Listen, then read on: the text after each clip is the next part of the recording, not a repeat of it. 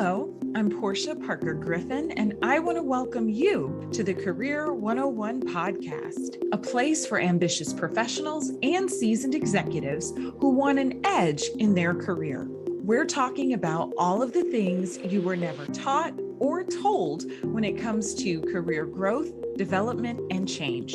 Now, let's get into it.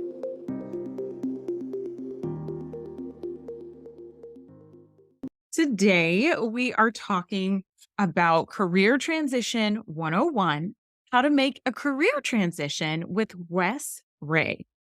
Wes Rhea was born and raised in Marietta, Georgia. Throughout his career, he's been a healthcare compliance executive, author, educator, and professional wrestler. Wes started his career as a professional wrestler in the late 1980s, which ran through the mid-90s, while wrestling for various promotions throughout the Southeast. While in the corporate sector, Wes held executive level positions as a vice president, corporate compliance officer, chief information officer, and chief compliance officer in the telecommunications, financial, and healthcare industries. Wes taught courses at Kennesaw State University in the undergraduate and executive MBA programs, where he also served as a career coach. Wes holds Bachelor of Business Administration, Master of Business Administration, and a Juris Doctor degree. Hi, Wes. How are you today? Hi, Portia. Thank you so much. I'm doing great. How about yourself? I'm doing well. I'm excited to have you with us to discuss Career Transition 101, how to make a career transition. But first, we want to know a little more about you. So tell me about 7-year-old Wes. Thank you so much, Portia. It's a pleasure to be here with you today. And I'm so excited to be talking about this topic that's near and dear to my heart. So yeah, 7-year-old Wes was an interesting kid, I guess you could say. I'm an only child. And so I had to learn the ropes, no pun intended there, so to speak, the hard way, I guess. I didn't have any brothers or sisters to learn how to, hey, don't do that. That's going to hurt. Or you're going to get in trouble with mom and dad if you do that. So I had to learn those on my own. Either touch this or don't do that, or that's going to hurt, or that's going to sting, or that's going to leave a mark. So in a way, though, I'd say Portia helped, I guess, in a way, get me going for the next career for me. It's something that I've always I got to try. I've got to try something, whether it works or doesn't work. And I think that kind of set the tone for me in my life at the time. Didn't really know it, but going forward. So I've been one to say, if there's a job opportunity here, or try this, or try a sport, I was going to do it. I didn't want to go back and say, I should have done that, or why didn't I do that? So I think that kind of helped set the tone for me as a very athletic young kid and someone who was going to try something, just going to try and find out what was going to happen. Yeah. You sound active and adventurous, Wes, at 7. What did you want to be when you grew up? That's a great question. And this is going to probably be a surprising answer, maybe. When I was a kid, I know a lot of kids like, I want to be a doctor or a nurse or a lawyer or a teacher or a police officer, firefighter. I honestly wanted to either be a professional baseball player or professional wrestler. That is the truth.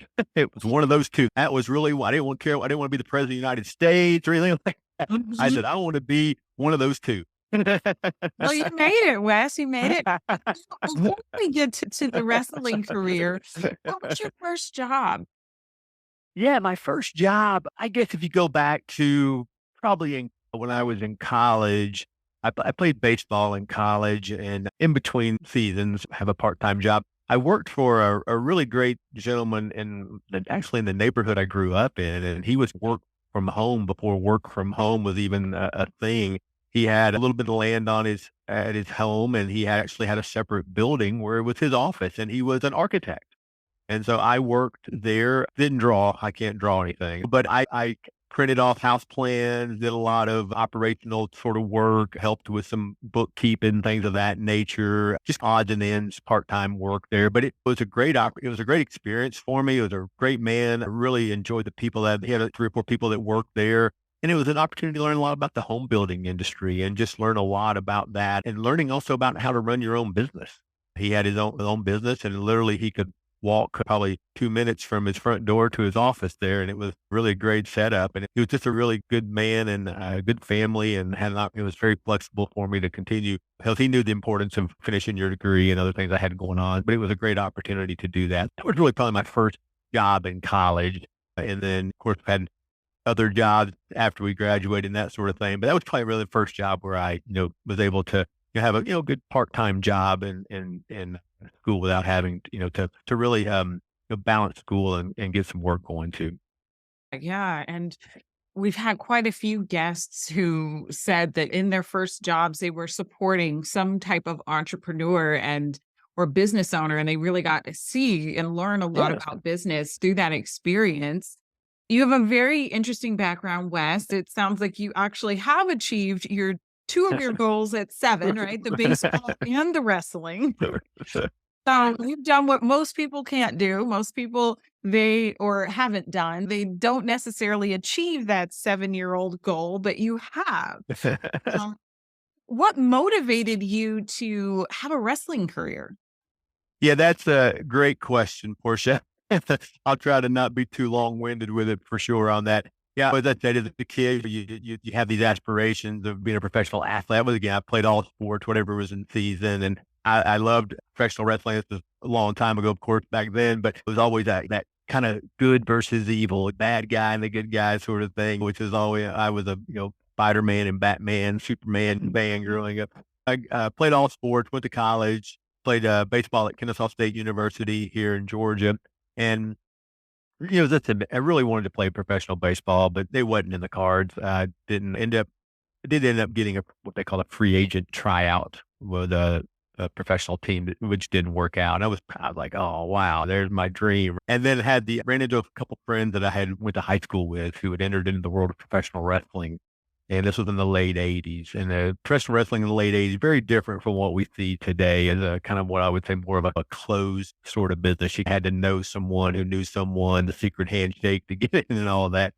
And so I was really intrigued. Hey, how did you get into this? So I started asking a few questions and they started helping me out. Now, just to give the folks who are listening a little bit of a visual, I'm 6'2", about 190 pounds. Back then, I was like 6'2", maybe 170 pounds, okay?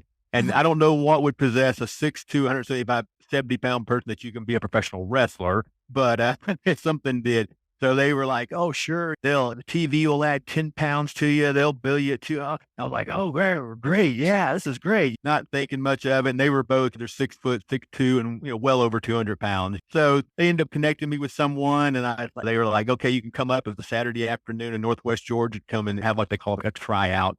And I was like, "Oh, this is great. I'm going to finally be able to do all these cool moves you see on the, TV and everything."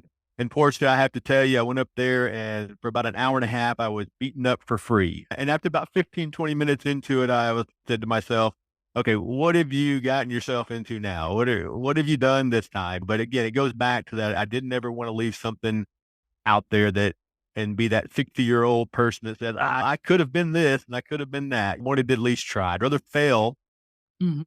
trying than not tried. So I did. So after about a half hour into it, I said, okay, this can't last forever. You're pretty athletic. Just slow things down, start using your athletic ability, get through it. And then we got through it. And I thought, okay, well, got my gear, said, well, chalk that one up to number 2 failure. And you're going to have to go. At least I had my degree at that point. So I had enough sense to at least listen to my parents and get my degree. And I said, well, as I was leaving, all of a sudden the guy training said, "Hey kid, come here." And that's usually what they call you when they can't remember your name is, "Hey." So he said, "Hey, I can tell you're athletic. You got some ability. You're just not big enough. You need to get some weight on you. But if you can get up to 200 pounds, I'll train you." And Portia, I'm one of those, if like, just give me a chance. The door opened. And it was, if anybody's ever seen the movie Dumb and Dumber, when Jim Carrey said, "So you're saying there's a chance, right?" Uh-huh. and that was kind of me. So I've always been a big plan person. I've been very disciplined from playing sports, which I think has helped me a lot throughout my career and being disciplined, teamwork, and working with others and competition. So that was all I needed was a chance. So I went back home and took about 2 or 3 days to recoup from getting beat up, and then had a friend that was somewhat of a competitive bodybuilder. His parents owned a fitness center, and I had a friend. She was a nutritionist, so I started connecting with some folks, and putting a plan together. And then Yeah, to eventually, get those yes. 30 pounds. Yeah, so I put the 30 pounds on and actually said, you know what, I'm gonna make sure I'm gonna get to 205 just in case I lose a little. So I got to 205, called him back, and Portia, I can see it as clearly as you and I are talking right now. And I went and called him back up, and he was probably thinking, I'll probably never hear from this guy again. But I called him back up, and he said, yeah, come on back. And I'll never forget when I walked in the door, he did a double take because he was like, wow, you did it. And Uh-huh. so you started the training program. And then next thing I know, I'm wrapping up a training session. They're like, hey, go get your gear. You're gonna be on the show tonight. I was like, what? So Wow. it just took some time. It didn't happen over 2 or 3 days. This happened over some months here, and then got my stuff together. And I said to myself, just go out there, be yourself, do it. And if nothing ever else comes out of this, you can at least say you did it. You did it. And then luckily things progressed. We ended up getting on several promotions. Was able to get on some. We had the particular promotion that I worked with there was on a Fox affiliate of Chattanooga, Tennessee, and had TV on that. And it was just a very different sort of a business, but it was again giving me that athletic outlet there. And it was a combination of what they call again sports entertainment. So it was great. I got to meet some really interesting people, got to do some things that, as air quotes here, Wes Rhea wouldn't been able to do as the professional wrestler. So I really enjoyed that piece of the puzzle, being able to do some helping people through some charity events and things of that nature, which was part of doing that. So I really enjoyed and love helping people. So it was a great outlet for me both ways. But eventually, as I got close to almost about 30 there, the body just couldn't handle it anymore. And I said, okay, you got to make plan B. Yeah, yeah. Well, I got a question before we move on to Yeah, plan B. Inquiring minds want to know, sure, were you sure. the good guy or the bad guy persona, Wes? When you Yeah, yeah, and Portia, I was probably 90% of the time the good guy. yeah. I will have to say though, and I feel like I'm a nice guy in general, so that's hoping my mom would probably agree too, hopefully. There was about 10% times of the time there, I did get the chance to what they say, play a bad guy, and I have to tell you, Portia, it was really fun. Yeah, let all of the manners and the Yeah. that stuff out the window. It's Um, amazing. It's amazing when you're like when you're a bad guy, you want people to boo you. mhm. Yeah, yeah, that's the goal. That's the goal. Liz, you started talking, alluding to plan B, which is where I was going to go. You mentioned a little bit about your body maybe feeling like it was breaking down a little bit, but how did you know it was time to transition from wrestling? That's a great question. I've had that asked before, and I've met a lot of professional athletes over my years, and that's a question that I think I've heard people. We, of course, the most recent, maybe the greatest quarterback of all time, Tom Brady. We kept Mhm. saying he was going to retire, and the next thing he's not retiring, and then finally he did retire. I have to say, Portia, I'd started getting a little bit of plans ahead, and only about that last year. And I went to start work. I went to work for a customer service as a customer service agent for a pretty large telecommunications company. It was a 24/7. Started at the bottom of the ranks, I guess you could say. But the cool thing at that time is a 24/7 operation. It's very flexible. So, and the manager having to hire me liked professional wrestling. We hit it off well, and it was a very flexible. So, it allowed me to, as I was finishing up that last year, I started getting my foot in the door doing customer service, and it allowed me to continue to do some professional wrestling at the time as I was wrapping this up. Because someone was telling them it was a full time job just to eat and keep my weight on. So it was really starting to take a toll on my body. And I have to say, Portia, I was in the ring in one of my matches, and as we were finishing it up, something said, "It's it, you're done." But it wasn't like, well, 6 months from I was able to. I pretty much at that point said, let's just wrap this thing up and go ahead and get out while you're still walking and all those things, right? And it just really hit me. And again, I'd already had the plan somewhat in place, but it was really all of a sudden it just said, That's it. You're done." Yeah, and thanks for sharing that, Wes, because many executives and professionals that we work with, Mhm, sometimes we hear them say like they feel like it's time to make a career transition. mhm. From your perspective, what is the best way to make a career transition? A great question. And I can, couple things I can tell you and how part of how I did it, and also what I would think would be hopefully good for some others as well. When I was coming out of that, I had to professional wrestling. I kind of take an inventory of my skills. I said, okay, what can you bring to the table? Okay, at least I had my degree. I had a degree in business.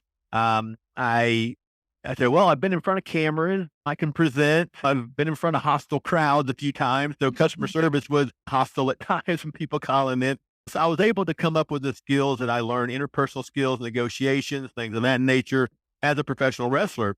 So I was able to help me do that. And I transitioned into customer service. And of course, for those who are listening and have you've ever worked in customer service, it's a great starting point and it really is a great place to learn. But I didn't want to be a customer service rep for all my rest of my life. Right. So I started saying, well, what can I do? So at the time there, I had an opportunity to I got pretty good at the system we were using as a customer service agent. And I got to the point where I would help train new reps coming on. And by doing that, I started connecting with our technology team who would deliver the software builds or new software for us to train on. And there was a group called quality assurance or software testing. And I started building relationships with those folks. And then next thing I know, they were like, hey, we got an opening over here. Are you interested? Because I might find an issue with the software from time to time. Hey, what happened here, guys? Oh, we need to fix it. And they were like, and I got the job. The next thing I know, I went from customer service and now I'm in IT, which is a great field, a hot field, right? And so that helped me transition there. And I think the biggest thing I would always say to folks is, are you in a job or are you in a career? Right. And when I was in customer service, I have to say I was a job. Did a job every 2 weeks, you got a paycheck. And then when I started getting into quality assurance software testing, I said, okay, now I'm into what I think is a career. What can I do? So I think the biggest thing would be start looking ahead. Where do you want to go? You're this. Do you want to be a manager? Do you want to be a director? Do you want to be a VP, a C level? Look at those folks who are around you in those roles. What are they doing? What type of degrees do they have? Certifications? What are they doing? Right? Mentors. I think mentors is huge. And so I started my career in quality assurance doing that and then ended up going and getting my MBA during that time because I said, I want to be in management. I wanted to go up the ladder at that point. So that's what I did. And that's what I taught to some folks is really try to say, where do you want to go? Where do you want to be? Where are you trying to go? Right? Do you want to be a manager? Do you want to be a director? What are those next steps for you? And start planning. You might have to get more education, certification, things of that nature. So that was what I did. And what my advice would probably be to those who are looking to transition and really look at the skills you have. And the biggest thing, Portia, I see, and you may see this with some of your clients, is I see a lot of times people sell themselves short. They put the roadblocks or the barriers up themselves. Oh, well, I can't go do that. I've never been in that. Well, maybe you can, right? Let's look at what you're doing. Let's make sure your resume is crafted correctly and telling the right story because you're the CEO of you, right? You have to promote yourself. So I think really looking at what you want to do. And I've always heard I think it was a quote that was, if you really want to do something, you'll find a way. And if you don't, you'll find an excuse, right? I mean, I think that cliche of a goal without a plan is just a wish, right? So I think it's putting those things together. The Career 101 podcast is brought to you by Fly High Coaching, where we help our clients soar to their full potential. More and more professionals and executives are setting out to achieve their career goals. But without the right support, it can be difficult, if not impossible. Whether you need career coaching, interview coaching, or a professional resume, we're here to help. Check us out on our website, fly-highcoaching.com. I agree. You said a lot of great things there, Wes, that I want to just make sure to highlight for the listeners. You talked a bit about understanding what we like to call transferable skills, right? You pointed out your interpersonal skills, negotiations, training, all of that helped you to transition from customer service into IT and quality assurance. And then really that idea of looking ahead, like you said, and planning out where you want to go is so important. And something that you touched on that I want to piggyback on Yes. is about degrees. So you have a Juris Doctorate in law and a MBA. Mhm, Many of our clients wonder if they should pursue an advanced degree. mhm. What are your thoughts on if executives and professionals should pursue advanced degrees? I am a learner, Portia. I love learning, and I'm, of course, a big fan of education and continuing to learn. I truly believe my MBA and my JD, a Juris Doctor, has helped me tremendously in the roles I've been in. And also, what I would say to folks who might, if you have aspirations of being at that VP, senior VP, C level, go look at folks who are in those levels and see what types of degrees they have. Most of them will probably have advanced degrees. He or she will probably have an advanced degree. And I can tell you from my own experience, I felt the MBA was going to help me tremendously, and it did. And again, being in management or getting to that director VP level. And as I started focusing my career in healthcare compliance, I was working for legal counsel, and I didn't want to be an attorney, or really like a practicing attorney. That really was not my goal. Uh, but I already had the background and the knowledge, and the legal counsel I was working for at the time was who became a mentor of mine. And he kept telling me, he said, if you go back and get your law degree, your JD, you're going to be very marketable because compliance officers, healthcare companies have to have them. They have to have them. And a lot of times, most people who go to law school to be attorneys don't usually want to be compliance officers. That's usually not what they're doing. So we had a good relationship with there, and he kept pushing me in that. And I think I finally said, I tried to bring up the block, the excuse. I mean, I was in my 40s at the time, and he said, well, how old are you going to be 3 years from now? And I told him, he said, well, you're going to be that age Mhm. with or without a law degree. I was like, Right. okay, you got me. So once again, though, I have to say, Portia, when I started it, it was like going back to that professional wrestling training that first time. I was like, what am I getting myself into again? It was when I'm trying to work and go to law school at the same time. It wasn't easy, but it was be done. But I have to say it in this field of compliance and healthcare compliance and privacy and security, it was a game changer for me getting that JD. It opened doors up for me in that chief compliance officer space. It really, because as I was mentioning, most attorneys do not want to be a compliant officer for the most part. So this was a nice balance for me. I had the law degree, I had the background, the knowledge, and it made a nice fit for me. Then also being able to understand the business side, which is the MBA piece of the puzzle, helped me a lot. And I think that was and then having that technology background gave me that third piece of the puzzle there to be able to, okay, I can understand these things and where they're going. I'm a huge fan of that, continuing to learn certifications. I think you got to continue to learn and get your craft. I think a lot of people will spend time and money on their outside activities, which is great that you do away from work. But I think sometimes people forget that sometimes you might have to spend some money on certifications or something like that. And a lot of times some companies will pay for those things for you. Yeah. So A question I want to ask you, because this is a question that a lot of our clients ask me as they are thinking about advanced degrees. How do they know if getting that advanced degree, that master's degree, or that JD, how do they know if it would be worth it? great question. And I think that is the question that, and this is again, my take, my opinion, right? So there's so many great schools out there, right? And there are a lot of schools that are very expensive. And I think a lot of it depends on where you are in your life. Do you think you're going to get a return on your investment? I have to say that the law school I went to did not cost me I guess, an arm and a leg, as they say, right? There's lots of really great law schools out there that can put you can get yourself in some debt and you may not recoup that.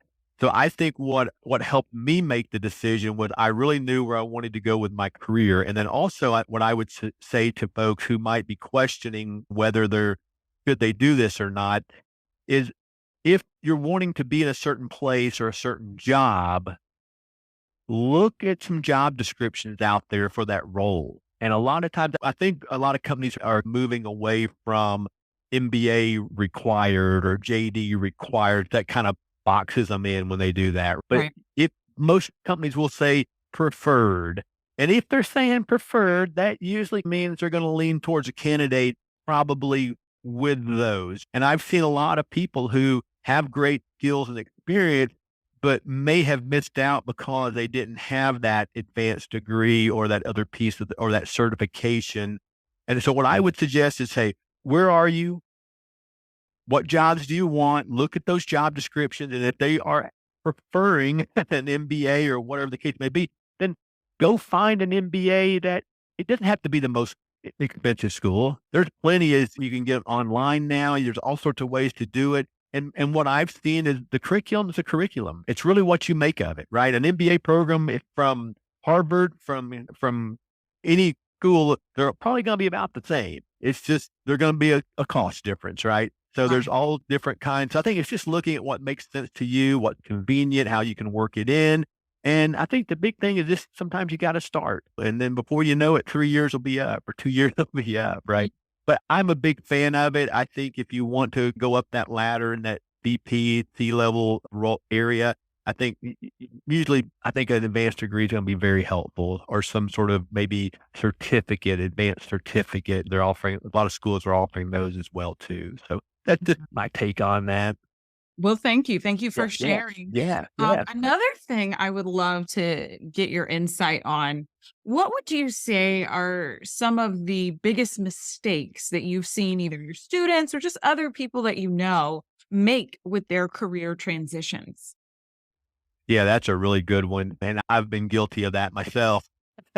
So I can tell you real quick one from my own mistake was when I did have that opportunity to be into a CIO, Chief Information Officer. I'd left the healthcare space, and I was comfortable. I'll be honest, very comfortable. I had a lot of people I'd worked with, a lot of good friends I'd worked with, and then had this opportunity to be a Chief Information Officer. I knew it wasn't going to happen at the company I was at. Fortunately, it was in the financial sector, in financial industry sector, and it was 2007 timeframe, 8. If anybody remembers what was going on around that time, we were having some pretty bad financial things going Right. on, and the company I was perfect. I was like, "Oh, great, finally getting this role." Went over there, things were going well. About a year later, boom, the company had been the products they were using or selling really went down, and they were acquired. And so there's a lot of duplication of effort, reduction in force. So I immediately retreated. Hey, let's stay in healthcare. Maybe just stay focused. But so that was one where I think I probably took an opportunity and not really looking at the industry where I didn't have a lot of again, I had transferable skills, but it was a bad timing on that particular one. And I think in general, what I see a lot of times people, some of the mistakes they make, Portia, especially with students, I think just getting ready to graduate or maybe even if it's an internship, the biggest thing I would see from them when I would have conversations with them, I think they would sell themselves short. They just didn't think well, I can't do this or I don't have that experience or and I'm like, yeah, you can. It's okay. They're going to help you learn. You have skills that you're showing them that you can learn, that you can be taught. And I think it's just really having that confidence that, yeah, you can take that next step and do it. I think a lot of times I see people, I think, get comfortable and they get afraid to make that next step. And it's that comfort zone, right?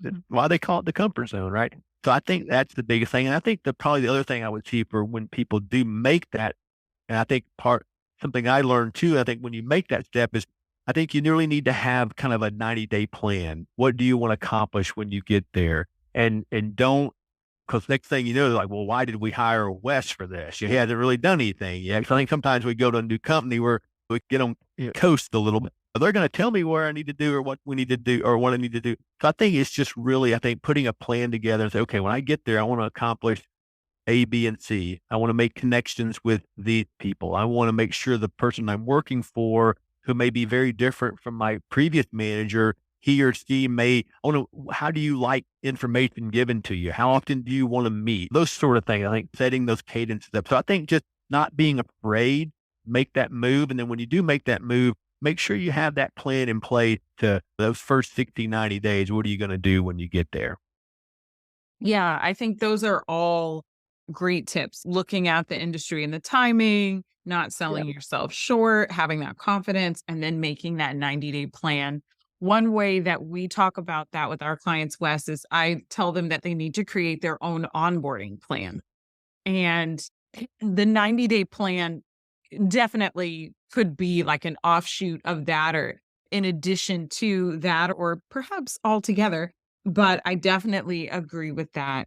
So tell us about your book, The Top Rope from professional wrestling to the corporate world to the classroom.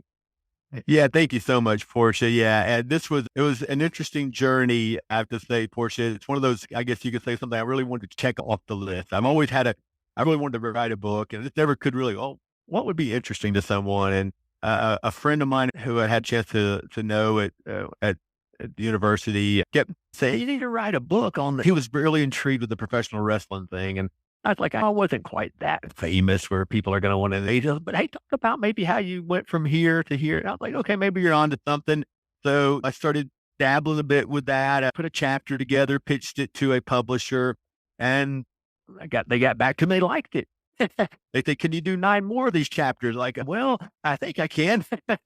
So, really, the goal was to I just love helping people. I really do. I really love helping people like yourself, and I really wanted the book to be, you know, a way to show people that you can do these things. I went from professional wrestling to getting into the corporate world and making it to some executive level positions and getting into the world of academia. And I think what I try to show through the book too, Portia, is that here's some things I add some steps in there that'll help you. Some fields that are very hot, some certifications, schooling, education, as you mentioned. But a lot of times I think where I really try to get is it does take some perseverance and hard work, and part of the title is a little bit of luck. But you do have to have timing with that, and also faith is a big part for me as well, and I think that played a big role. And the timing, as I mentioned, had bad timing in 2007 and 2008, and in late '90s, I had great timing when the Y2K was going on and the dot-com days were going on, so I had good timing there. And so I think it's a lot about those things too, just trying to let people know you can do it. It's got hopefully a positive, uplifting message that if you work hard, persevere, don't give up, and do the things put in the work, the education, the experience, and really have a plan for what you're trying to do. Really is really what I'm trying to get across to people with, again, that positive message that you can do this. I think we have a lot of negativity, unfortunately, at times, and don't put that roadblock up on it. It might not be easy. It may not happen. I think the print said it the best. It takes sometimes years to become an overnight success. And I think sometimes people see you where you are and don't realize the road or the journey. And I just really hoping that maybe somebody will get a chance to look at that and go, okay, if that guy did it, I can do it. Yeah, yeah. I completely agree with all of that. Positivity is one of the core values of our company. And I tell all of our new team members, similarly to what you said, I generally say something along the lines of most people, I mean, we get enough negativity in the world, right? In real life, on the internet, everywhere. But I really feel as a coaching firm and also for our professional writing and clients, we might be the only positive person in their life that believes they can do it. And I Right. take that very seriously. And that's why all of our team members are really cognizant of that as well. So thank you for pointing that out, Yeah. Wes. Oh, you're right on, Portia, and that's so great to hear that you do that with your team. I mean, you're right because that might be the only connection to, like you said, that positive. That I don't know if you just real quick. I don't know if you're familiar with Sarah Blakely, who invented Yeah. Spanx. If you've heard her story before or not, but for a long time, she didn't tell anybody about her idea of what she was wanting to do. And a lot of people always, when I would tell this to my students, and they would say, "Well, she didn't want somebody to steal her idea." And it really wasn't she didn't want anybody to steal her idea. She didn't want people to tell her, "You can't do this, or Mm. this is gonna fail. Why are you doing this?" Here's all the negativity of the wrong things with that. She didn't want to really basically hear that. And that's a balance, right? So I think, like you said, there's so much that you need that positive voice or that person in your corner. Yeah, I agree. And I thank you for sharing that. I did hear her talk about her story and I forgot about that part. So, Yeah. yes, very insightful, Wes. Well, we'll be providing a link to your website and your other social channels in our show notes so that everyone can find you online. But what is the best way for someone to get in touch with you? Yeah, that probably the best way would be through the website offthetoprope.com. That would probably be the best way to get me. There's a way to contact me through the website. And if anybody's interested in the book, it's got a link to get you to it takes you to, I think it's to Amazon, but you can get Amazon, Barnes and Noble, and any of the outlets or where your favorite books are sold. I've always wanted to say that. But yeah, so that was probably the best way, Portia, off the topropebook.com. I'm also Wes Ray author on Instagram, so people can connect with it and LinkedIn as well. Wes Ray on LinkedIn. I always love connecting with people on LinkedIn and helping people through that channel as well. But those are probably the best ways to get in touch with me. And again, just can't thank you enough for having me on today Yeah, and hearing me the chance to have that conversation with you. absolutely. That's great. I want to ask you our final question that we Yes, like to ma'am. ask all of our guests. How do you think executives or professionals can get a positive edge in their career? That is a very good one. Get a positive edge in their career. I think the big thing is really surrounding yourself with good, positive people. I know you probably have had them, I'm sure, Portia, in your career and with the folks you work with. I know I look back a lot of times at my previous companies and jobs, and it was really more about the people, right? I mean, not that I didn't enjoy what I did, but I was like, I really enjoyed the people. So I always tried to surround myself with very positive people and also people who aren't afraid to tell you what's going on too, right? That sort of thing.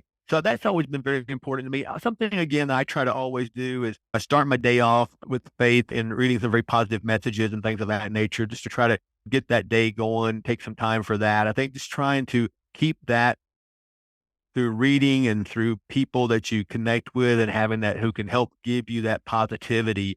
Because as you mentioned earlier, there's just so much negativity going on. It's just really nice to have people around you who are uplifting and positive. And I think it just shows it helps with everybody and their, their demeanor and their personality. So having those people, I think, are going to be the big things. Having those people around you. What are those other outlets too that help you, whether it's reading or other things that might help give you that lift as well too. But that's always been very important to me is having those people around you.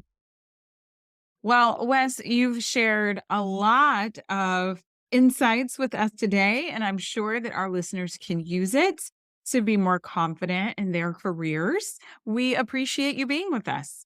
Thank you so much, Portia. It was such a pleasure. And I'm again very impressed with you and your business and what you all are doing. And I just can't thank you enough for having me today. It was truly a pleasure and look forward to more conversations with you for sure. This episode was brought to you by the Bravebird Career Alliance, the go to membership designed for seasoned executives and ambitious professionals with everything you need for career planning, strategy, training, and support. Thank you again for listening to the Career 101 podcast. I hope you have at least one key takeaway that you can use in your own career. If you enjoyed hanging out with us, please rate, subscribe, and share this podcast. Until next time, here's to your success.